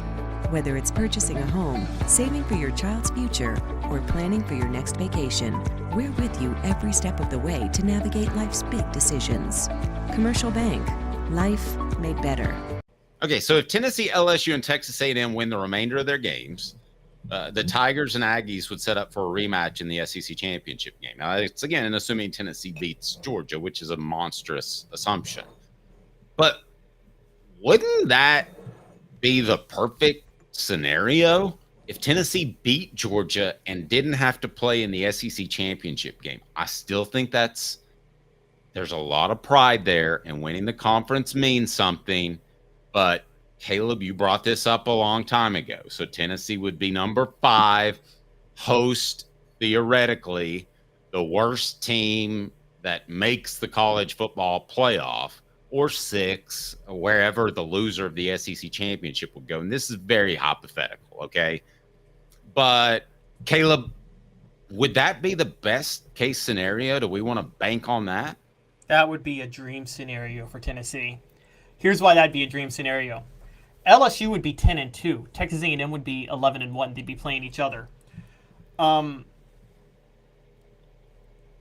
If LSU wins, Tennessee has the fewest losses of any SEC team, but can't get the first round bye because they didn't win the SEC title. So they just get the bye by skipping the SEC title and getting to play as the 5 seed at home against the group of 5 champion.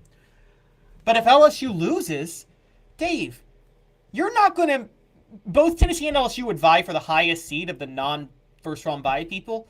You're not going to give a 3-loss LSU a bye over a 1-loss... I mean, you're not going to give a 3-loss LSU a higher seed than a 1-loss Tennessee. True. So you're saying they could help everybody that's not following. They could get the bye? No, I didn't mean that. No, they can't get the bye. Okay, I think you misspoke there. They would get the home game. Yeah. Put it this way. The perfect seed for the college football playoff. The dream seed is the 5 seed. You want that over any seed possible. The dream for Tennessee would be to win out, not play for the SEC championship, and get the 5 seed. That's better than playing for the SEC championship and getting the first round bye. By any reasonable definition, that is. And so if you're Tennessee and you win out, and LSU wins out, and Texas A&M wins out, by the way, those 2 things are very, very possible if you've seen how Texas and Alabama are playing recently. If that happens, 2-loss LSU faces 1-loss Texas A&M for the SEC title. Tennessee's effectively a lock to get the 5 seed. They're effectively a lock to be the highest seeded SEC team that doesn't get the first round bye. And that is, I can't get over the fact that that's a dream scenario for Tennessee. My third contention from the weekend that you can read on Off the Hook Sports, will drop that in the chat board now if you would like to give it a read, but don't leave us, that's for sure, is brought to you by our friends at Rick Terry Jewelry Design. And they've got the awesome Fire Opals, affordable game day jewelry. They want to be your jeweler. Rick Terry Jewelry Design. And that is this. Vanderbilt's by far the toughest team left on Tennessee's schedule that's not named Georgia. And it's not even close. We know UTEP's terrible. Mississippi State is terrible. Kentucky, we just illustrated how bad they are. It's going to go into that Vanderbilt game most likely as a must-win situation. And I agree with Caleb on what he said. They're not going to stumble in that scenario. But Caleb, that as far as a one-on-one matchup, I mean, Vanderbilt's for real. I mean, they played over the weekend, and obviously they have some monstrous wins. They beat Alabama 40-35 in Nashville, but they also took Texas to the wire over the weekend in a 27-24 loss. And you can say Texas is bouncing back from the Georgia loss and that they were wounded and licking their wounds and all that stuff, but I'm sorry. I mean, nobody has the excuse of overlooking Vanderbilt from this point. Fair? Yeah, nobody has an excuse to overlook Vanderbilt. Not at all. By the way, people are asking if Tennessee had 1 loss, wouldn't they be in the title over LSU because of the head-to-head versus Texas A&M? No, because I think the tiebreaker looks at record against common opponents. Yes. And Tennessee and LSU have a common opponent, which is Arkansas. LSU beat Arkansas. Tennessee lost to Arkansas. Right. So, yeah. I did way too much research early Sunday morning. Yeah, so that's the issue. And people are, so that's why LSU would go. So, yeah, you're right. The whole season comes down to Georgia and Vanderbilt at the end of the year. And, oh my gosh, Dave, if Tennessee beats Georgia and what you're saying is in play, then they're going to go all out against Vanderbilt even more, than they even would, because now you're playing for that 5 seed. Guys, that 5 seed is the magic seed. But you're right. If they lose to Georgia, they're still going to go all out against Vanderbilt, because it's win and you're in the playoff, and lose and you're not. So I agree. They should win the next 3 relatively easily. Also, we just know how good Josh Heupel is at home. So that makes it even more likely for Tennessee. Well, and we've said it before, that's worth 7 points. So if you're playing a group of 5 team at home, I mean, you're most likely going to win that game in Neyland Stadium. I totally agree. So, and I'll tell you this too. I don't know what the spread would be, but if there were some projections that Tennessee could host Penn State at one point, I wouldn't even be concerned about Penn State. No. Well, I mean, at home, and you can include conference champions too. So if you want to say like Oregon or anybody at home, how many teams would you seriously be concerned with Tennessee if they hosted a game in the first round of the college football playoffs? How many teams would you be seriously concerned with? Obviously, Georgia is one. I think Oregon would be one, although I'll stick by my big nasties argument that teams from the South are going to win those games more times than not. Of course, Texas would have to be one. But, how many teams would scare you in Neyland Stadium right now? Assuming that the offense continues to improve, Paul says nobody. I could make that argument. Nobody. That's a high-pressure situation on the road. I think Tennessee's favored almost over anybody in that scenario.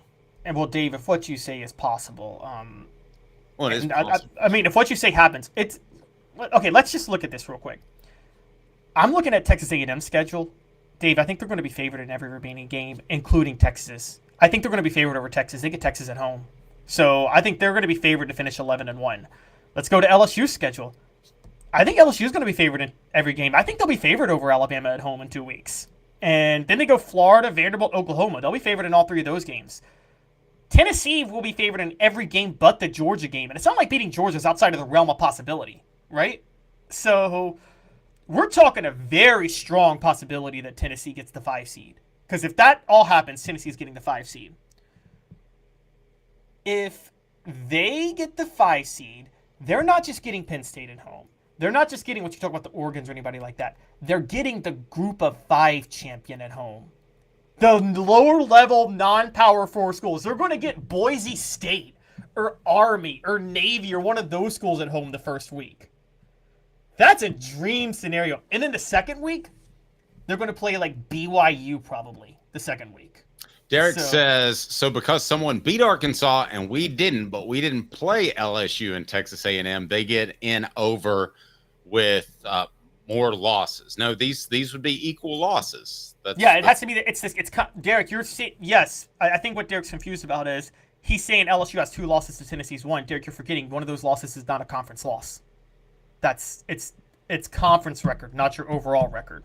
Right. The UPS store Hardin Valley, helping individuals and small businesses, a wide range of products and services, locally owned and operated. And I want to tell you, if I may, something about our good friends at Work Trucks, because Work Trucks is all about trucks, right truck, right place, right time. And then we'll get to the SEC power rankings and see where Caleb has the Vols after a bye. But when it comes to Work Trucks, what I need to tell you is there's too much riding on your business right now to not have the right vehicle to maximize your profits by having it available. Time is money. The perfect work vehicle doesn't break down, has all the space to carry what you need. That's what Work Trucks is intent on offering, while other dealerships just can't do it. Contracting is about time.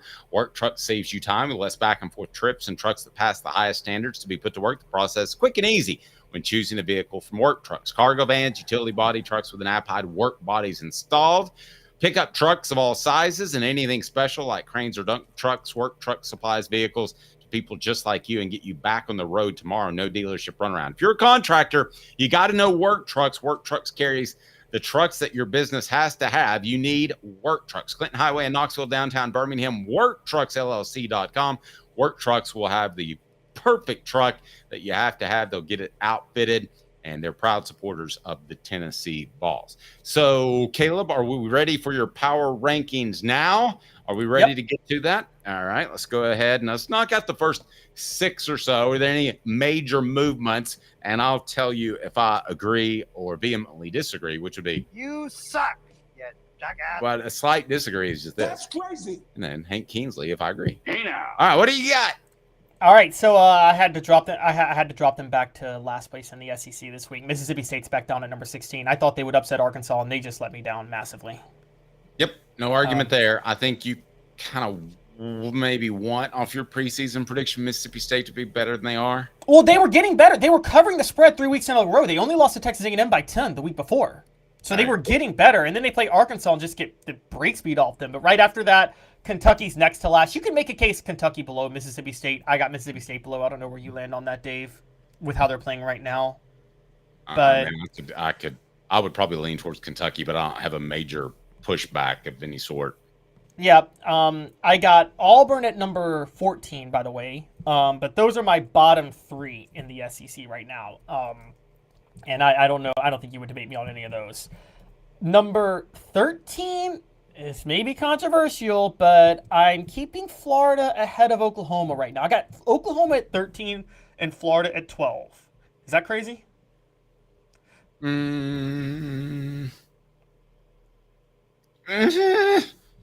No, I will actually say Oklahoma could be even lower because you have a midseason coordinator change, and that's a huge red flag for me. All right, so totally that's not necessarily on the field, but that to me is a big problem. At least Billy Napier's group is somewhat coming together, somewhat.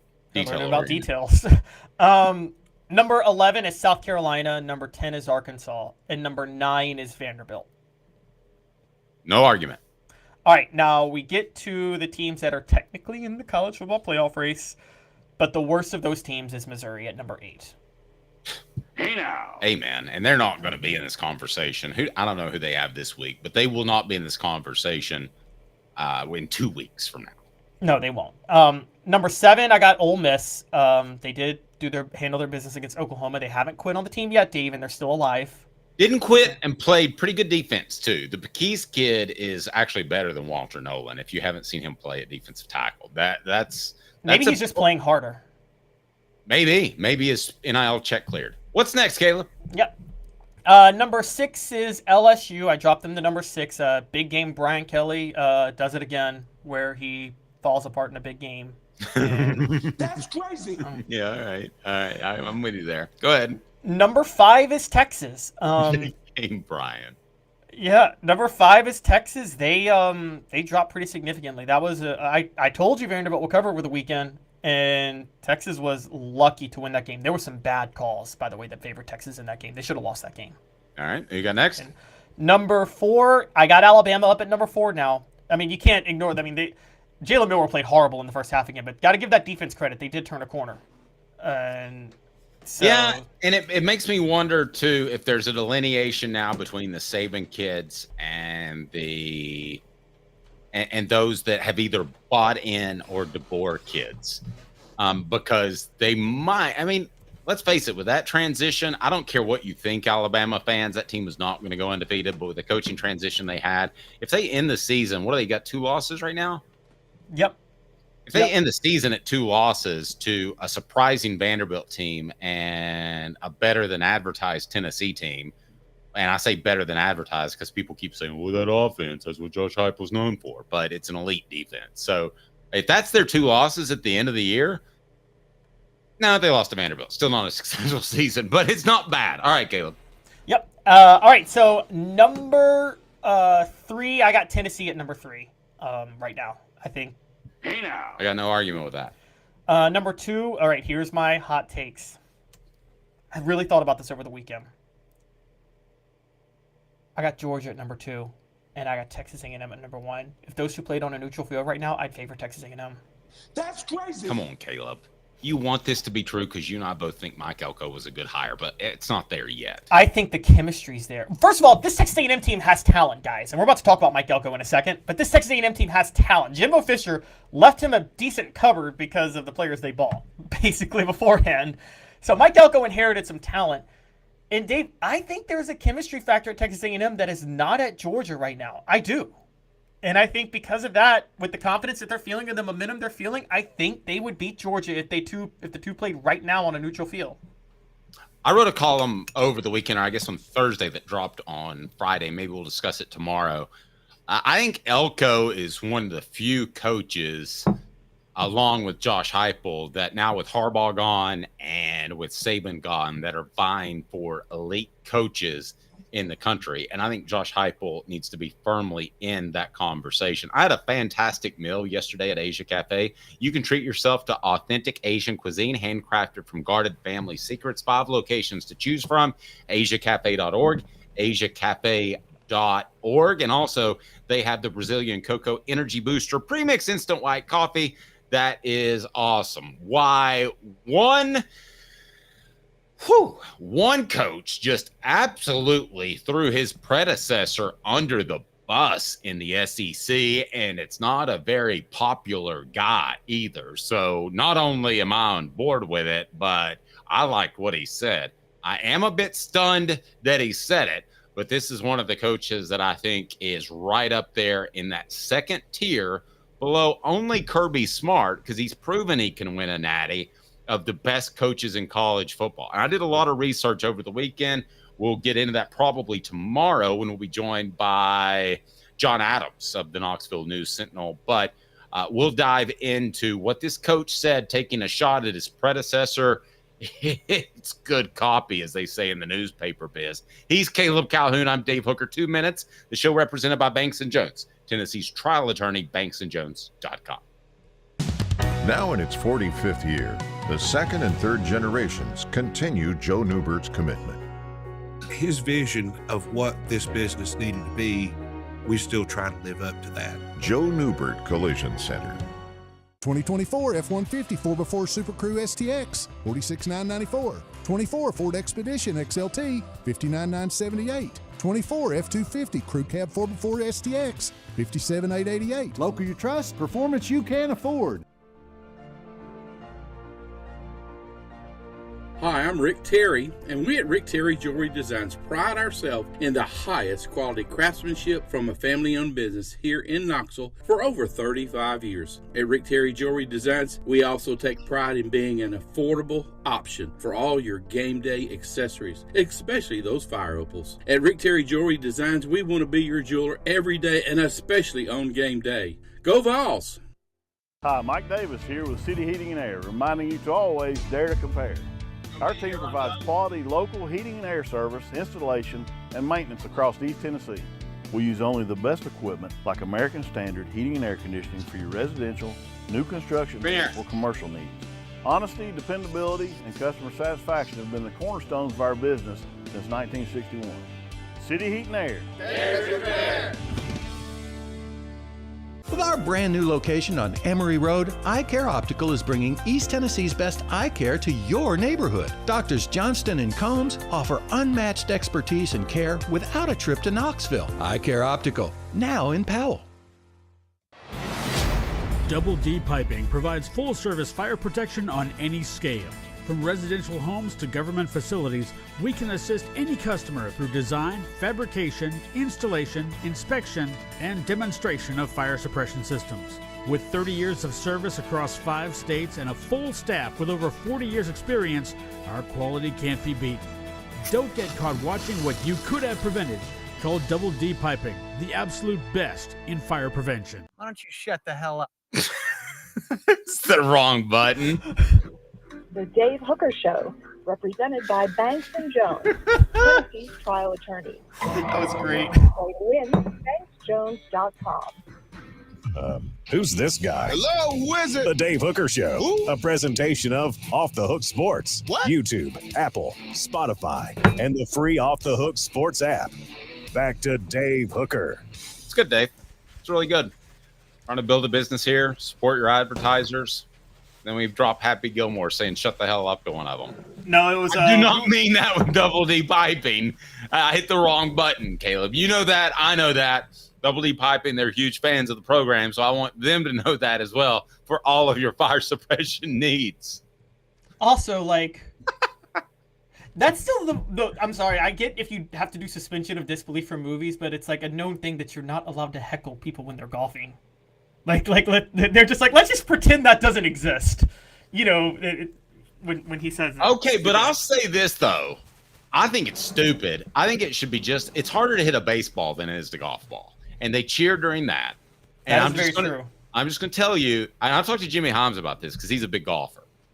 It with the way it is, yes, you can't heckle and you can't scream and yell. But he thinks, and we've talked about this before, that if you changed it and it was like that all the time, that you would get used to it. You don't need to get used to those high interest rates with your mortgage. Chattanooga Mortgage, chatmortgage.com, chatmortgage.com. They help me improve my FICO score and all those good scores, my rating, and that helped me get a better loan and save me thousands of dollars. Chatmortgage.com. Call for Bruce and tell him that Dave Hooker sent you, and they'll take care of you.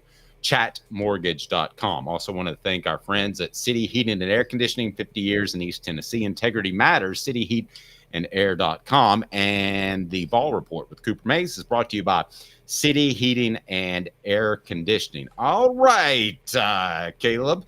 So where are we going here, buddy? We're going with a guy that you and I both like. So if somebody wants to call us out and say, why don't you shut the hell up? You can do that, because we both thought it was, I still think it was a good hire. And people called him an Ivy League coach, an ACC coach, and all this stuff. But I'm just telling you, to win at Duke is impressive.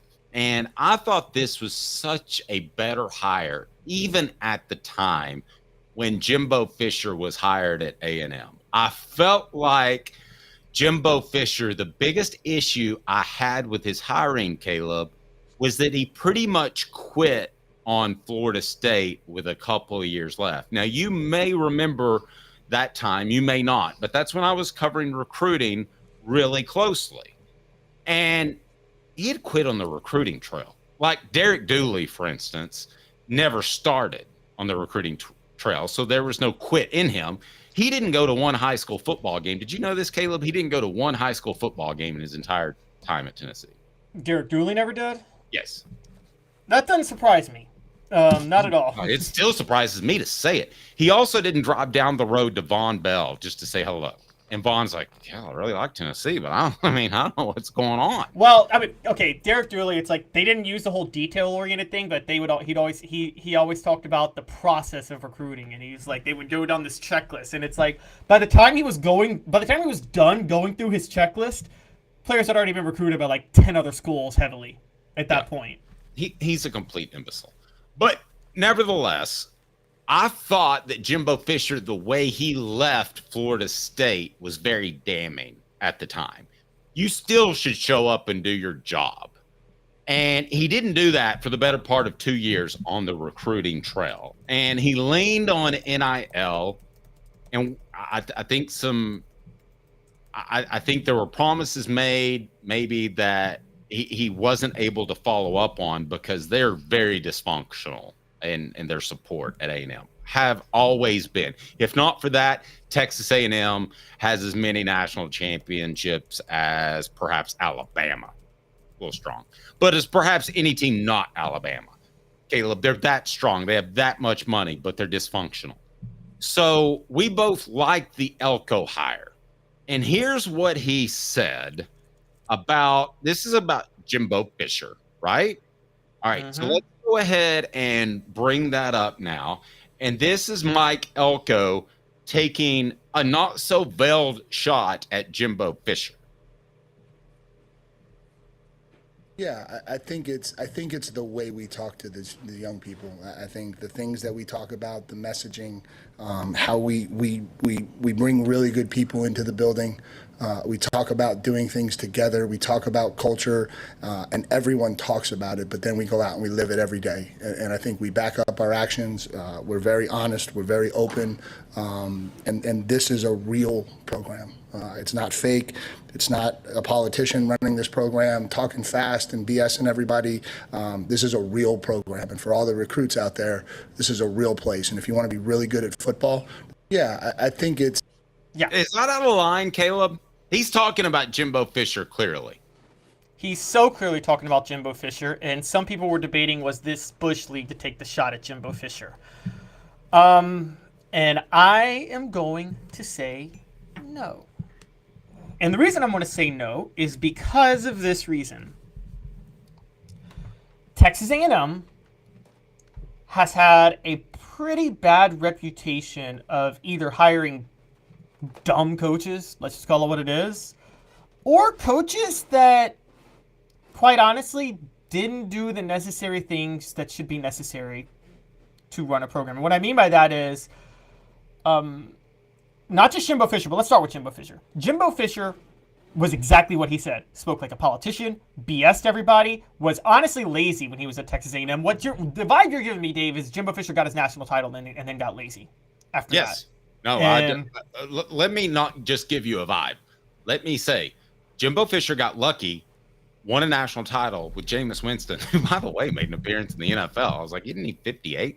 But anyway, yes, and then he got lazy. So I don't want to make any inference. I want to come out and make the statement that Jimbo Fisher got his national championship and got lazy. Okay, I'm down with that. Before Jimbo Fisher, though, let's not forget this, was Kevin Sumlin. Now, I'm going to say this up front. In 2010, I advocated heavily for Tennessee hiring Kevin Sumlin. I thought it was a great hire for A&M. I thought Tennessee should hire him too. I'm not 100% sure what went wrong there, but I don't want us to always, like, say in retrospect, but in retrospect, I will admit I thought that was a great hire. Would have been a good hire for Tennessee. I never liked the Fisher hire. Yeah, I agree. So I was big on the Sumlin hire. And for those who don't know, a guest of ours that you guys may be familiar with, Fred White, Kevin Sumlin is his cousin. And he told us that. It must have been last year. And I don't even think he denies that this happened. Kevin Sumlin, here's what went wrong. When he entered, remember, he took over Texas A&M. They were a 6-6 program and coming off the Big 12 into the SEC. He's already got a lot of pressure on him. He's got Johnny Manziel. Johnny Manziel has behavioral issues. Kevin Sumlin, because of the pressure of being in the SEC and knowing what he's dealing with, it's kind of well documented. Just let Johnny Manziel run loose. And by virtue of letting Johnny Manziel run loose, Davey had to let the whole team run wild. Mm-hmm. And by letting the whole team run wild, he had no control over that program. He tried to restart himself at Arizona, but Dave, you know this. Once you develop that reputation as a coach, you don't get respect from players wherever you go, right? And totally agree. Once you realize that you can play and stay on the field and discipline doesn't matter. I'm not saying that Philip Fulmer got his championship and was happy, but I am saying that he let discipline slip, and that was a problem. It was. Kevin Sumlin was letting it slip for Johnny Manziel. Because he did that, he had to let it slip for other players. Because he let it slip for other players, he let it slip for future players. Because he let it slip for future players, he let it slip for future quarterbacks who would always transfer if they weren't getting their way. Do you remember the ring of quarterbacks that transferred the minute Kevin Sumlin came down on them a little bit, Dave? Yes. Texas A&M. Mm-hmm. And it just kept happening. Then he went to Arizona, and the same problem was happening. Players stopped respecting him, and the reputation preceded him no matter what.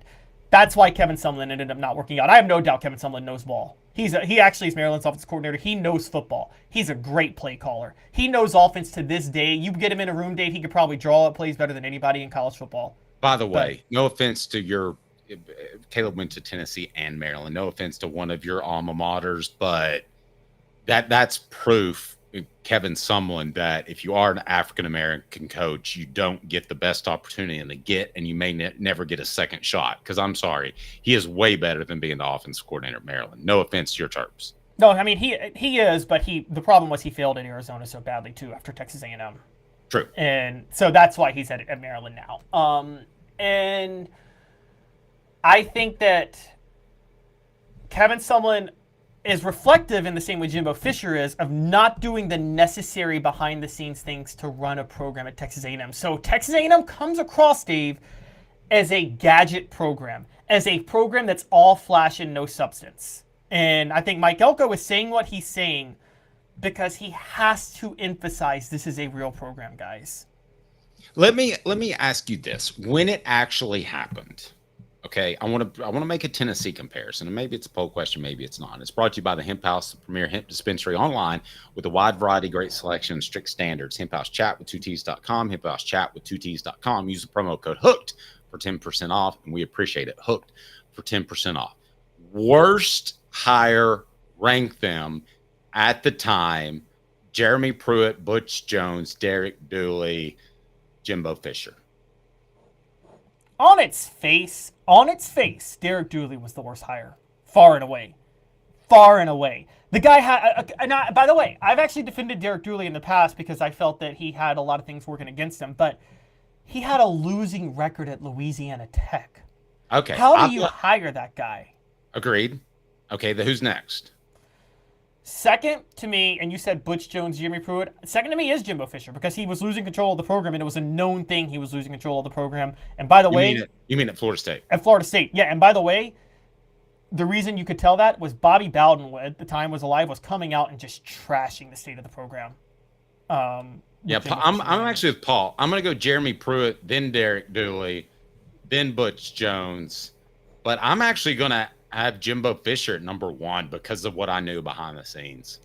We weren't doing a daily show then. I was just writing, I think for ESPN at the time. So, but I knew how bad he was doing at Florida State. And let's not forget, he went to A&M, yes, and there was NIL money to spend. But Caleb, you didn't know that NIL money was there. So did you expect him to really go to Texas A&M and recruit against Texas and Oklahoma and all the other states that recruit there and win when he hadn't recruited at Florida State for like 2 years? No. I never expected that. And also, he didn't come. We talked about Kevin Sumlin with Johnny Manziel. Jimbo Fisher was way more of an enabler for Jameis Winston. I mean, way more. And I'm not talking about the serious charges that were against him. That was a he said, she said situation that the police totally mishandled. Can we agree with that? That's the fault of the Tallahassee Police Department, and they should all have been fired for how they handled that, and the investigative team. They just botched that. I don't think you can do much if you're Jimbo Fisher because you don't have any evidence. Let me retort with this. If he's a third string defensive tackle, is he suspended? Possibly. Here's my issue with this. It's all the other stuff he did. The crab legs, the standing on the table and say F-er right in the, all of that stuff. So, but Dave, I want to get back to just Mike Elko real quick. Do you see the way I see where Mike Elko has to let people know that Texas A&M is not an all-flash program, and that's what he's trying to shed the perception of A&M, given what the coaches have let it be? Yes. Yes, and I think, too, that he's also setting a new standard of which you don't call Texas A&M as a prospect and expect to just get paid. Now, that's going to be a part of the equation, but it's why I love what Josh Heupel has done at Tennessee. Sure, that's a part of the equation, and you can match checkbook for checkbook with what anybody spends when you're at a school like Tennessee. But ultimately, it has to be more than that because that money's going to eventually level itself out. A quarterback's going to be worth X. A 5-star offensive tackle is going to be worth X. And then it comes down to player evaluation. Is that 5-star worth the 5-star? Or should you go with another 4-star? And he should get – but the money's going to even itself out, and to some extent already has. So you need to – your message – and Josh Heupel was way ahead of the curve. Way ahead of the curve. It needs to be about something else, and with him, it's about culture. You're right. And by the way, I want to put a very quick phrase he said in here because this applies to Texas A&M. And guys, this is one of the reasons Texas A&M has underachieved for so many decades, okay? Quick history lesson real quick. The real reason, Dave, that Bear Bryant took his players to Junction and did that brutal, almost death sentence workout for 10 days? Because they're soft. Not only were they soft, Bear Bryant hated the oil executives that were the boosters at Texas A&M. He hated them. And because he said that they basically created a soft culture of spoiling the players. Because the boosters basically, oil executive boosters are the stupidest people known to man, and they think they're smart. And they try to take over everything. You know this as a Cowboy fan. So they were trying to run Texas A&M, and Bear Bryant was so frustrated with it, he said, F this, I'm taking them away from everybody, no visitors, and he damn near killed the players doing it.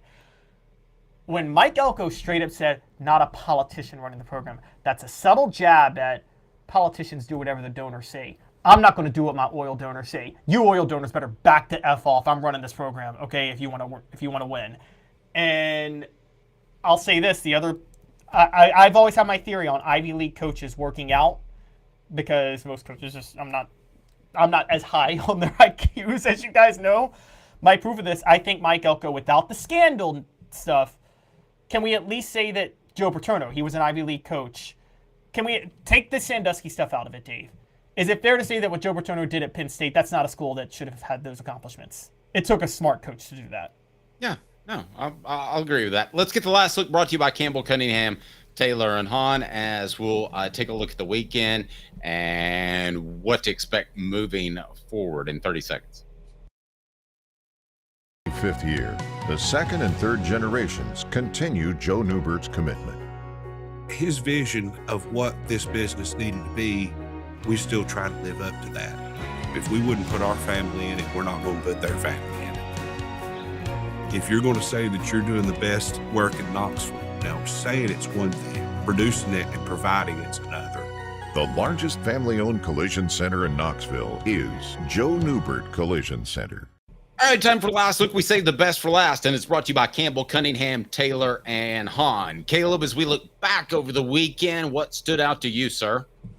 All right, we're going to start with Texas A&M establishes itself with a marquee win. I already broke that down. Texas A&M is now on track to go 11-1 and play for the SEC championship game, and they're going to be favored in every game. And I maintain, watch out, that Texas A&M Texas game, the biggest SEC matchup of the year. It's weird to say, right?